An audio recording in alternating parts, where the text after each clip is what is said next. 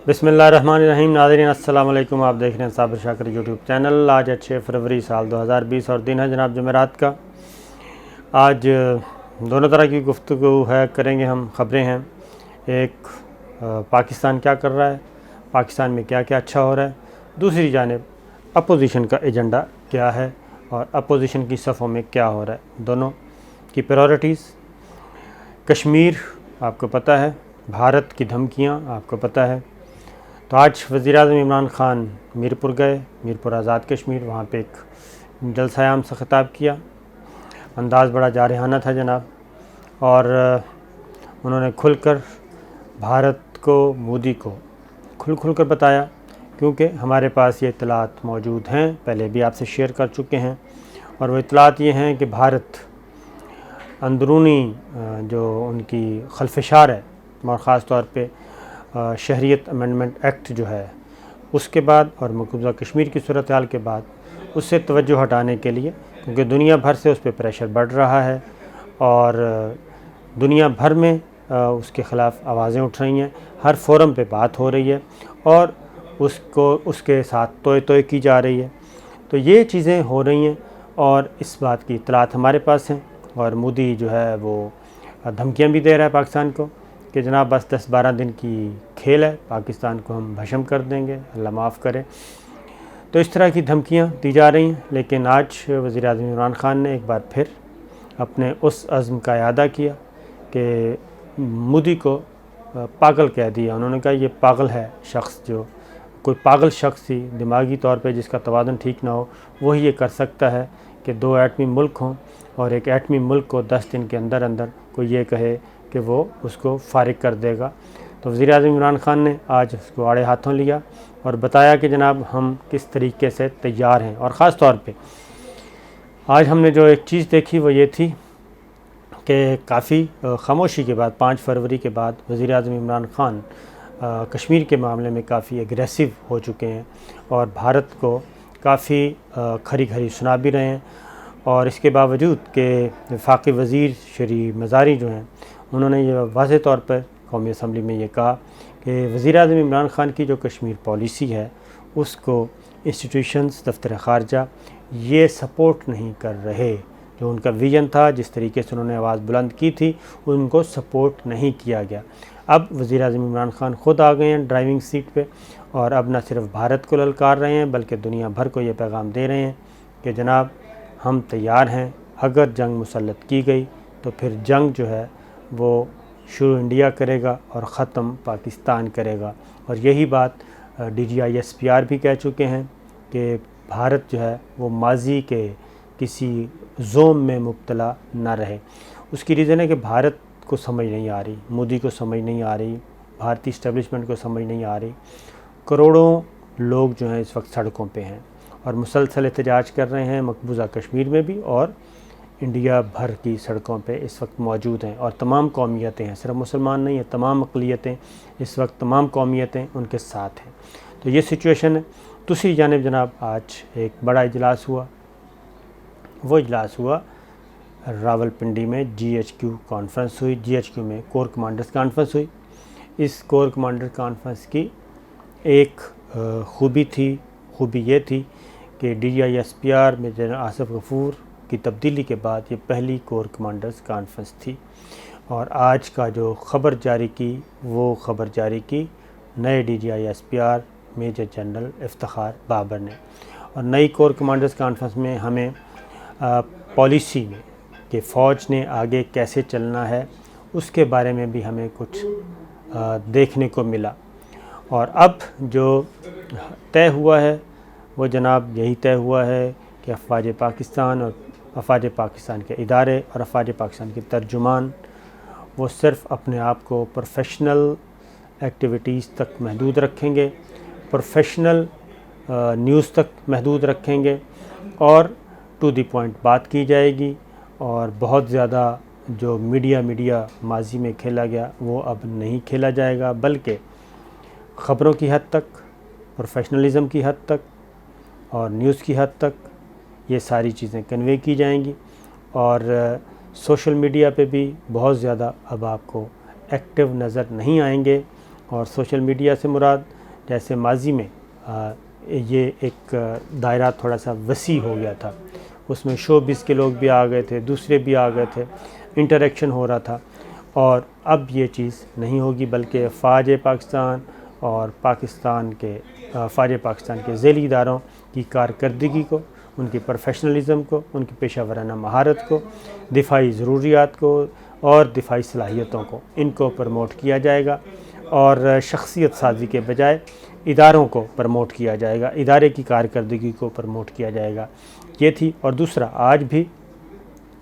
Press release میں واضح طور پہ بتایا گیا کہ جو کچھ ڈسکس ہوا ہے وہ کشمیر کی صورتحال، لائن آف کنٹرول کی صورتحال بھی ڈسکس ہوئی، اور افواج پاکستان کی طرف سے بھی یہ میسیج دیا گیا ہے کہ جناب پاکستان مسلح افواج جو ہیں وہ تیار ہیں، اور اگر کوئی ایڈونچر، کوئی مس ایڈونچر کیا گیا تو مسلح افواج انڈیا کو تیار ملیں گی۔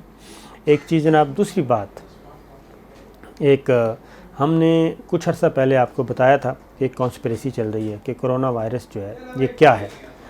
اب وہ چیز باقاعدہ طور پہ جناب پبلش ہو گئی ہے، رپورٹ شائع ہو گئی ہے، ہانگ کانگ کے اخبار نے چھاپی ہے، اور وہ روسی انٹیلیجنس ایجنسیز اور چائنیز انٹیلیجنس ایجنسیز کی رپورٹ ہے، جس میں یہ کہا گیا ہے، اس میں شبہ ظاہر کیا گیا ہے کہ کرونا وائرس جو ہے اس میں امریکنز کا عمل دخل ہو سکتا ہے، اور یہ نئی ٹرم ہے بائیو وار، جی بائیولوجی سے بائیو وار کا نام دیا گیا اس کو، اور وائرس وار کا نام دیا گیا ہے کہ یہ جو کرونا وائرس اٹیک ہے اس میں امریکنز سائنٹسٹ اور امریکنز انوالو ہو سکتے ہیں، کیونکہ ابھی تک یہ جو سارے کا سارا کرونا وائرس ہے وہ امریکہ کا جو سخت ترین اور اہم ترین اور سب سے بڑا اس وقت حریف ہے تجارتی، معاشی اعتبار سے اور دفاعی اعتبار سے، وہ ہے چائنا۔ تو چائنا کو نیچا دکھانے کے لیے یہ سب کچھ کیا گیا، اور اس میں کوئی شبہ نہیں کہ کرونا وائرس کے بعد چائنا کو تجارتی اور معاشی میدان میں اب تک اربوں ڈالر کا نقصان ہو چکا ہے، لیکن چونکہ وہ بہت بڑی معیشت ہے، بہت بڑا ملک ہے، اور اس لیے اس میں اتنی سکت ہے کہ وہ اس کا مقابلہ کر سکے۔ تو یہ چیز شیئر کرنی تھی، کیونکہ جنگوں کے جو ہیں طور طریقے اب بدل گئے ہیں، اور اب ہر طرح کی ہائبرڈ وار بھی کہا جاتا ہے، 5th جنریشن وار بھی کہا جاتا ہے، اور ہتھیاروں سے بھی لڑا جاتا ہے، اور اب یہ نئی ٹرم آ گئی ہے جناب کہ بائیو وار کا ایک نئی اصطلاح سامنے آئی ہے، اس طرح سے ہو رہا ہے۔ اب جناب یہ تو ہمارے ہیں ادارے کیا کر رہے ہیں، بھارت دشمن ملک، اس کی طرف سے یہ ساری چیزیں آ رہی ہیں، اور دوسری جانب اپوزیشن کیا کر رہی ہے؟ اپوزیشن یہ کر رہی ہے، لیکن اپوزیشن سے پہلے میں ایک اور خبر آپ سے شیئر کرتا ہوں۔ احسان اللہ احسان، ان کی جناب ایک آڈیو ظاہر ہوئی ہے جس میں انہوں نے بات کی ہے کہ احسان اللہ احسان گرفتار تھے، اور پاکستان کے اداروں نے گرفتار کیا تھا، اور یہ طالبان کے اسپوکس پرسن تھے۔ ان کا انٹرویو بھی ہوا، ان کی کئی گھنٹوں پہ مشتمل ریکارڈنگ ہے، اعتراف جرم جسے کہتے ہیں، اور جو کچھ ان کا پورا نیٹ ورک تھا اس کے بارے میں، کہاں کہاں سے امداد ملتی تھی وہ ساری، کس کس ملک سے ملتی تھی وہ ساری، کلبھوشن کے بارے میں، کلبھوشن نیٹ ورک سے کیا رابطے تھے وہ سارے، یہ سارے انکشافات پر مبنی ہمارے اداروں کے پاس، مسلح افواج کے اداروں کے پاس ان کے ویڈیو ریکارڈنگ موجود ہے، اور وہ ویڈیو ریکارڈنگ اتنی زیادہ ہے کہ آپ تصور نہیں کر سکتے، اور اس میں ہوش ربا قسم کے انکشافات ہیں۔ لیکن ہوا یہ کہ جب اطلاعات کے مطابق ہمارے پاس غیر مصدقہ ذرائع کے مطابق جو چیز ہے وہ یہ ہے کہ جناب ان کو یہ جو افغان طالبان کے ساتھ پیس پروسیس چل رہا ہے، امریکہ اور افغان طالبان کا، اس دوران ان کو بھی رہا کیا گیا، ان کو رہا کیا گیا اس دوران۔ اور کیونکہ یہ بتا دوں کہ افغان پیس پروسیس جب سے شروع ہوا ہے، افغان طالبان اور امریکہ کے درمیان، اور انٹرا ڈائلاگ شروع ہوا ہے، اس دوران پاکستان نے بھی کافی افغان طالبان رہنماؤں کو رہا کیا جو پاکستان کی جیلوں میں تھے، تاکہ مذاکرات کامیاب ہو سکیں امریکہ اور افغان طالبان کے درمیان، اور امریکہ نے بھی افغان طالبان کے گرفتار رہنماؤں کو افغانستان سے رہا کیا، اور افغان طالبان نے بھی افغانستان میں قید بعض غیر ملکی اور ملکی رہنماؤں کو رہا کیا، کچھ اس میں جرنلسٹ تھے ان کو بھی رہا کیا، اور یہ باقاعدہ ایک معاہدے کے تحت ہوا، اور احسان اللہ احسان جو ہیں وہ بھی اسی معاہدے کے نتیجے میں رہا ہوئے۔ لیکن آج انہوں نے ایک آڈیو بیان جاری کیا جناب، اس میں انہوں نے کہا ہے کہ میں فرار ہونے میں کامیاب ہو گیا ہوں، لیکن